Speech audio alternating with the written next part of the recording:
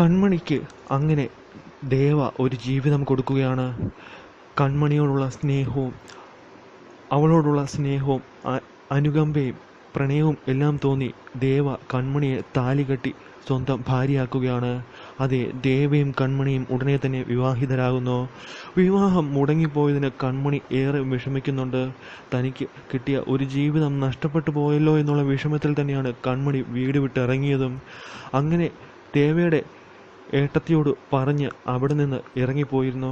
എന്നാൽ കൺമണി ഇറങ്ങിപ്പോയ കാര്യം ദേവ അറിയുമ്പോൾ ദേവ കൺമണിയെ തേടിപ്പിടിച്ചു കൊണ്ടുവരുമ്പോഴും കൺമണിയുടെ വിഷമത്തിന് പിന്നിൽ വിവാഹം മുടങ്ങിപ്പോയതാണെന്ന് ദേവയും വീട്ടുകാരും മനസ്സിലാക്കുന്നു. അങ്ങനെ കൺമണി എന്ന ആ പാവം പെൺകുട്ടിക്ക് ദേവ മനസ്സറിഞ്ഞ് പൂർണ്ണ മനസ്സോടുകൂടി ദേവ കൺമണിയെ വിവാഹം കഴിക്കുകയാണ് ചെയ്യുന്നത്. അതെ, ദേവ കൺമണി വിവാഹം ഉടനെ തന്നെ നടക്കുന്നു.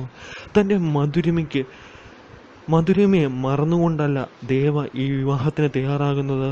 കൺമണി എന്ന ആ പാവം പെൺകുട്ടിക്ക് ഒരു ജീവിതം കൊടുക്കാൻ കഴിയുമെങ്കിൽ ഒരു മനുഷ്യന് ഒരു ജീവിതത്തിൽ ചെയ്യാൻ കഴിയുന്ന ഏറ്റവും വലിയ പുണ്യവും നന്മയുമാണെന്ന് മനസ്സിൽ എന്നും നന്മയും സ്നേഹവും മാത്രം കൊണ്ടു നടക്കുന്ന ദേവയ്ക്ക് മനസ്സിലാവുകയാണ്.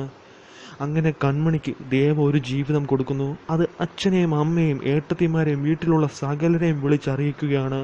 ഞാൻ കൺമണിയുടെ കഴുത്തിൽ താലി കെട്ടാൻ പോകുന്നു, എനിക്ക് കൺമണിയെ വിവാഹം ചെയ്യാൻ താല്പര്യമുണ്ട് എന്ന് എല്ലാം തുറന്നടിക്കുമ്പോൾ കൺമണിയും ഞെട്ടിപ്പോവുകയാണ്.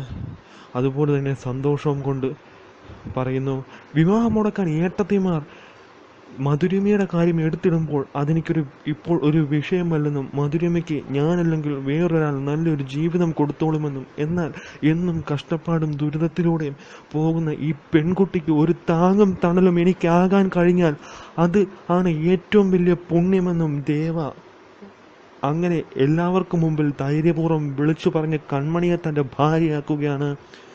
അങ്ങനെ ദേവ കൺമണി വിവാഹം പൂവണിയുന്നു. എന്തായാലും അധികം വൈകാതെ തന്നെ ദേവയുടെയും കൺമണിയുടെയും വിവാഹം കാണാൻ കഴിയുമെന്നുള്ളത് തന്നെയാണ് ഇപ്പോൾ ഏറ്റവും സന്തോഷകരമായ വാർത്ത. അങ്ങനെ ആ സുന്ദര സുലഭിത നിമിഷങ്ങൾ കൺമണിയുടെ ജീവിതത്തിലേക്ക്